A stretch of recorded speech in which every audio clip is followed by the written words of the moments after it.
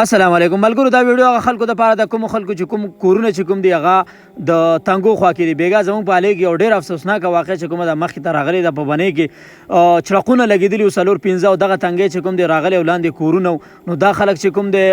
خدای پاک پکې بچ که دوی زر خپلې کډې بار کړي او کورونه چې کوم دی مکمل د خټو نه ډک شوي دي. تاسو کتلی شئ دا تاسو د منظر چې کوم دی خپل به د سترګه باندې کتلی شئ. افسوس ماله په دې باندې راشي چې ریسک وویل چې کوم دی ټیمانو نه سړی کوزه و هغه دپاره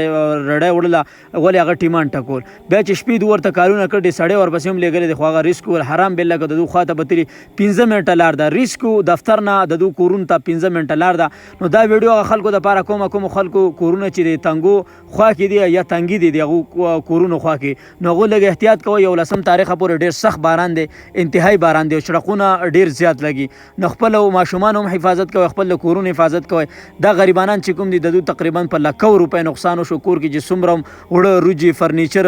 بیا چې نور د کوم ضرورت سامان هغه ټول چې کوم دی خراب شوی دی. دا د کور حالات دي تاسو کتلی شئ 3-4 کورونه دا انتهایی غریب خلک دی. نو اپنے مدد آپ چې دونه څومره کېده نو دو ثابت شپه شو ګیر کړ د نن ورځې روډ ته بیا بوکلین ناغې دا اوبه چې کوم دي د ډېر زیاتې دا خټې چې کوم دي دو کور نه بار کړلې دغه نور منظر چې کوم دی دا تاسو ته ښکاري بیګا شپه چې کوم دی دومره ډېره زیاته قهري تلې ده. نو څومره خلک چې زما دا ویډیو ګورئ هغوی ته مې دغه پیغام دی چې دا ویډیو هغه خلکو ته ولېږئ کومو خلکو کورونه چې د تنګو خوا کې نو چړقونه لګي وروره خپل حفاظت کوئ خپل د ماشومان حفاظت کوئ. دغه تنګې چې بیګا راغلی وچ تنګې او لاندې څومره چې کورونه هغه ټول چې کوم دي متاثره شي دي. نو زما د ویډیو مقصد دا دی مرګرو چې خیال کوئ چې د چا کورونه تنګو سره 3-4 کمرې چې کومې دي هغه مکمل لاندې شي دي. دغه مخامخ تاسو ښکاري دا یو کور چې کوم دی مکمل لاندې شوی دی له پاسه نه چې کوم دغه ملبه راوړې ده. خو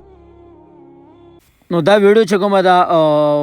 د کار ویډیو ده څومره خلک چې دا ګوري نو دا مخې ته ولېږئ او احتیاط پکار دی ځکه دا خو بازار ته نږدې ځای و دلته بوکلین ناغې دا روډ چې کوم دی وصفا کوي او لاندې کورونه چې کوم دی هغه اپنے مدد آپ دغه محلې خلکو یو ځینه بل ځینه خلک راغې او دغه خټې چې کوم دی اوس په لرکوي. نو ډېره مننه ویډیو مخې ته شیر کوئ. والسلام.